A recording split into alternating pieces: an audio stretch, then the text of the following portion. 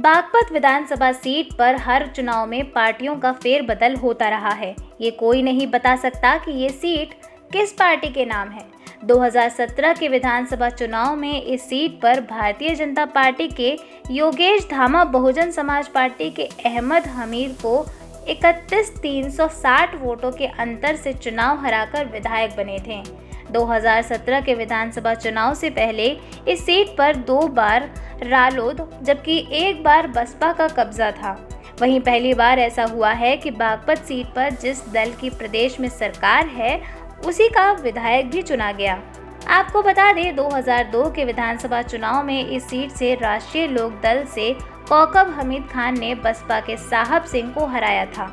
2007 विधानसभा चुनाव में रालोद के कौकब हमीद खान एक बार फिर से इस सीट से चुनाव जीतकर विधायक बने। 2012 के विधानसभा चुनाव में बहुजन समाज पार्टी के प्रत्याशी हेमलता चौधरी ने 10 साल से इस सीट पर काबिज रहे कौकब हमीद खान को पराजित किया था। 2017 के विधानसभा चुनाव में इस सीट से भाजपा के योगेश धामा बसपा के अहमद हमीद को चुनाव हराकर विधायक बने थे। इस चुनाव में भाजपा के योगेश धामा को 52,566 वोट मिले थे, जबकि दूसरे नंबर पर रहे बसपा के अहमद हमीद को 61,206 वोट मिले थे। अब भाजपा ने इस बागपत की सीट से फिर से योगेश धामा को ही टिकट दिया है, तो वहीं दूसरी ओर सपा ने भी एक बार फिर योगेश धामा के विपक्ष में अहमद हमीद को खड़ा कर मुस्लिम कार्ड खेला है। सपा की ये चाल पिछले चुनाव में काम नहीं आई थी। इस बार ये पैंतरा कितना काम आएगा ये तो 10 मार्च को चुनाव के परिणाम आने पर ही पता चलेगा। बता दें अहमद हामिद के दादा शौकत हामिद भी बागपत से विधायक रह चुके हैं, तो वहीं उनके पिता कौकब कई बार बागपत सीट से विधायक रहे और साल 2002 से 2007 वाले कार्यकाल में मंत्री भी बनाए गए। ऐसे ही तमाम खबरों के लिए देखते रहें दलित दस्तक। चैनल को ना भूलें। मुलायम सिंह यादव की बहू अपर्णा यादव के भाजपा में शामिल होने के बाद भाजपाई समाजवादी पार्टी को घेरने में व्यस्त है, तो दूसरी ओर स्वामी प्रसाद मौर्य की बेटी और भाजपा सांसद संघमित्रा मौर्य ने अपर्णा यादव बिस्ट पर निशाना साधते हुए सीएम योगी आदित्यनाथ से उनका कनेक्शन बता दिया है और भाजपा पर सवाल उठाया है। संघमित्रा मौर्य ने अपर्णा यादव बिस्ट को योगी की चचेरी बहन बताया है। एक फेसबुक पोस्ट के जरिए विरोधियों को करारा जवाब देते हुए संघमित्रा मौर्य ने भाजपा समर्थकों पर सवाल उठाते हुए लिखा है, संस्कार शब्द अच्छा है लेकिन संस्कार है किसके अंदर। हफ्ते भर पहले एक बेटी का पिता पार्टी बदलता है तो पुत्री पर वार हो रहा था, वहीं एक बहू अपने चचेरे भाई यानी योगी जी के साथ एक पार्टी से दूसरी पार्टी में आती है तो स्वागत। क्या इसको भी वर्ग से जोड़ा जाना चाहिए कि बेटी मौर्य पिछड़े वर्ग की है और बहू बिस्ट अग्रे वर्ग से है? क्या बहन बेटी की भी जाति और धर्म होता है?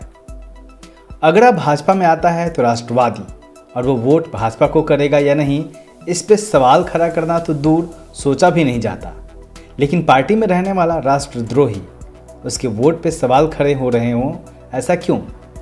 कृपया सलाह ना दें मैं कहाँ जाऊँ क्या करूँ, मैं जहाँ हूँ ठीक हूँ। दरअसल स्वामी प्रसाद मौर्य के भाजपा छोड़कर समाजवादी पार्टी ज्वाइन करने के बाद उनकी बेटी और भाजपा सांसद संघमित्रा मौर्य उन्मादियों के निशाने पर हैं। संघमित्रा के भाजपा में बने रहने के बावजूद उनके खिलाफ तंज कसे जा रहे हैं और उन्हें नसीहतें दी जा रही हैं, तो पलटवार करते हुए संघमित्रा मौर्य ने भी न सिर्फ सीएम योगी के खिलाफ मोर्चा खोल दिया है बल्कि विरोधियों को जमकर फटकार लगाई है और भाजपा पर सवाल उठाया है। ब्यूरो रिपोर्ट दलित दस्तक। जय भीम, नमस्कार, मैं हूं अशोक दास, आप देख रहे हैं दलित दस्तक। मुख्यमंत्री योगी आदित्यनाथ के गोरखपुर सदर सीट से चुनाव लड़ने की घोषणा के साथ ही यह सीट हॉट सीट बन गई है। योगी आदित्यनाथ पहली बार विधानसभा का चुनाव लड़ रहे हैं, तो इसी सीट से भीम आर्मी यानी आजाद समाज पार्टी के चंद्रशेखर आजाद ने भी ताल ठोक दी है और एक दिलचस्पी पैदा कर दी है। अब देखना यह होगा कि क्या चंद्रशेखर आजाद योगी आदित्यनाथ को भाजपा को चुनौती दे पाएंगे या फिर यूँ कहें कि कितनी चुनौती दे पाएंगे? इस सवाल का जवाब गोरखपुर सदर सीट के इतिहास में छिपा है, क्योंकि जब हम गोरखपुर सदर विधानसभा सीट की बात करते हैं तो इस सीट पर जनसंघ और भाजपा ने तभी अपनी मजबूत पकड़ बना ली थी जब इस देश में कांग्रेस की तूती बोलती थी। और एक बार जनसंघ ने जब इस सीट पर कब्जा किया, उसके बाद आज तक कोई भी इस सीट पे जीत हासिल नहीं कर सका है। गोरखपुर सदर विधानसभा सीट पर पहला चुनाव 1952 में हुआ था। 1952 और 1957 में इस सीट से कांग्रेस के इस्तीफा हुसैन जीते थे। 1962 में कांग्रेस ने नियामतुल्लाह अंसारी को टिकट दिया, जिन्होंने जीत दर्ज की। इसके बाद इस सीट पर अब तक भाजपा का कब्जा है। इस सीट से 1967 में उदय प्रताप दुबे, 1969 में रामलाल भाई, 1974 और 77 में अवधेश कुमार श्रीवास्तव ने जीत हासिल की।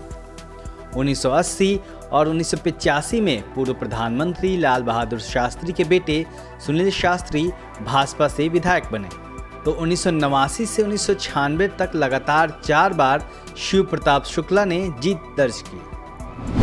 लेकिन शुक्ला योगी आदित्यनाथ की नज़र में खटक गए। साल 2002 में योगी अपने करीबी डॉक्टर राधा मोहन दास अग्रवाल को टिकट दिलवाना चाहते थे। भाजपा नहीं मानी तो योगी ने डॉक्टर राधा मोहन दास अग्रवाल को हिंदू महासभा की ओर से चुनाव लड़वा दिया।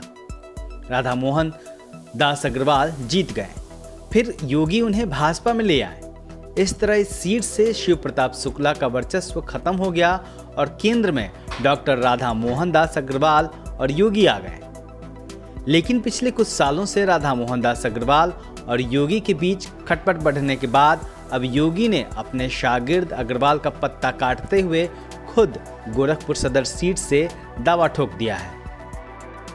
इस सीट पर चंद्रशेखर आजाद ने जब चुनाव लड़ने की घोषणा की है तो बहुजन समाज के बीच में भी एक चर्चा चल पड़ी है।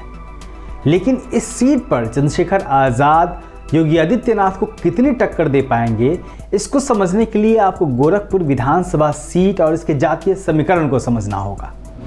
विधानसभा सीट का जातीय समीकरण 4,29,000 मतदाताओं वाले गोरखपुर सदर विधानसभा सीट पर ब्राह्मण वोटर करीब 50,000 हैं, जबकि दलित वोटर 48,000, मुस्लिम 45,000, कायस्थ व निषाद 35,000, वैश्य वोटर 30,000, जबकि कुर्मी वोटरों की संख्या तकरीबन 28,000 बताई जाती है। अब अगर पिछले 3 चुनाव के आंकड़ों पर नजर डालें जो कि अहम है, तो साल 2007 में ये सीट पर कुल वोटों की संख्या 86,308 थी। इस चुनाव में भाजपा को 49,715 वोट मिले, जो कि कुल वोटों का 57.60% था। अन्य पार्टियों को 36,593 वोट ही मिल सके। विपक्षी दलों को मिले कुल वोटों का प्रतिशत 42% के करीब रहा। साल 2012 की बात करें तो इस चुनाव में सीट पर 17 दलों के 29 उम्मीदवार चुनाव मैदान में थे और कुल वोट थे 1,64,973। इस चुनाव में भाजपा को 81,148 वोट मिले, जो कि कुल वोटों का 49.19% वोट था। अन्य दलों को 83,820 वोट मिले, जो कि कुल वोटों का 50.81% था। 2007 में 57% वोट के 2012 में घटकर 49% होने के बाद भाजपा ने 2017 में फिर से वोट प्रतिशत बढ़ा लिया। बीते चुनाव में इस सीट पर 23 प्रत्याशी मैदान में थे और कुल वोट था 2,18,831। इस चुनाव में भाजपा को 1,22,221 वोट मिले और वोट प्रतिशत रहा 55.85%। विपक्षी दलों को 96,610 वोट मिले, जो कि 44.15% था। लेकिन कहते हैं कि राजनीति में कुछ भी असंभव नहीं है। गोरखपुर की यही सीट है जिसमें जब लोकसभा चुनाव हुआ था तो उस उपचुनाव में समाजवादी पार्टी ने अपना उम्मीदवार खड़ा किया था संजय निषाद के बेटे प्रवीण निषाद को, और बहुजन समाज पार्टी ने समर्थन दिया था। और तब भारतीय जनता पार्टी मुंह ताकती रह गई थी, योगी आदित्यनाथ मुंह ताकते रह गए थे और सपा और बसपा के संयुक्त उम्मीदवार ने इस सीट पर जीत हासिल की थी। जिन सीटों पर तमाम दिग्गजों को हराकर नए नए युवा तुर्क ने अपनी तूती बुलवाई है और एक नई राजनीतिक पारी की शुरुआत की है, तो चंद्रशेखर के लिए गोरखपुर सीट निश्चित तौर पे मुश्किल भरा है। लेकिन जिस तरीके से उन्होंने योगी आदित्यनाथ के खिलाफ चुनाव लड़ने का ऐलान किया है, ये चुनावी नतीजे बताएंगे कि यह महज एक पब्लिक स्टंट था, एक मीडिया स्टंट था, मीडिया में बने रहने की कोशिश थी, या फिर चंद्रशेखर सचमुच में ज़मीन पर मेहनत करके योगी को टक्कर दे पाएंगे। आप देखते रहिए दिल्ली दस्तक। जय भीम।